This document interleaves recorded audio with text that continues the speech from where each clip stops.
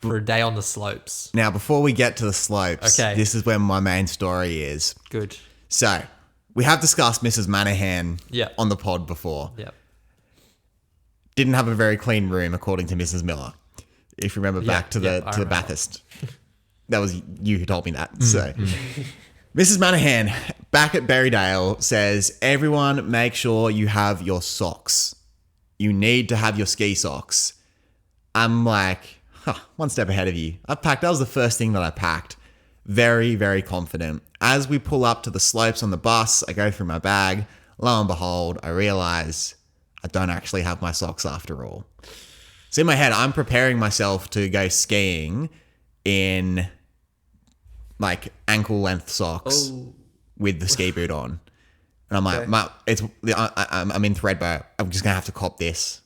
Worthy battle sacrifice. We're going to the War Memorial tomorrow. This is the least I can do to enjoy Year 6 camp. And so we go through the process. We're in the line, trying on our boots. Just want to say, what heroes are the people who fit the boots for like 100 Year 6 kids? Yeah. That is not a Honestly, day you want to be rostered on for. Yeah, some 19-year-old or some 20-year-old that's having a gap year and they just want to hit the slopes. They just keen to shred. That's their national service. That's yeah. And so I've got into the line, and as she's gone to fit me, she's like, where are your socks? And I'm like, I'll just wear these. And she's like, no. I'm like, well, I don't really have any socks. So she actually goes to get Mrs. Manahan, and she says, look, so sorry to bother you. This student doesn't actually have any socks. And she gives me a death stare of like, you've got to be kidding me, Cameron. And I'm like, I don't have any socks. I can't solve that now. What are we going to do? Go back and get them? And so Mrs. Manahan buys me a $20 pair of socks. Local hero. To get me on the slopes. Yeah. I will skip ahead chronologically to post-camp. Yeah. Because there's some follow-up.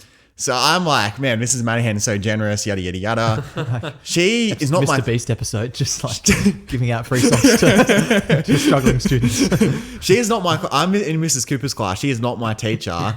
So she actually pulls me out of class and like, what have I done? And she's like, Cameron, I need the $20. To be fair, as a teacher, you can't you need a paper record of everything. And if you buy someone something, it opens you up. Like, of course. She should get it back. Very much within her rights. Yeah.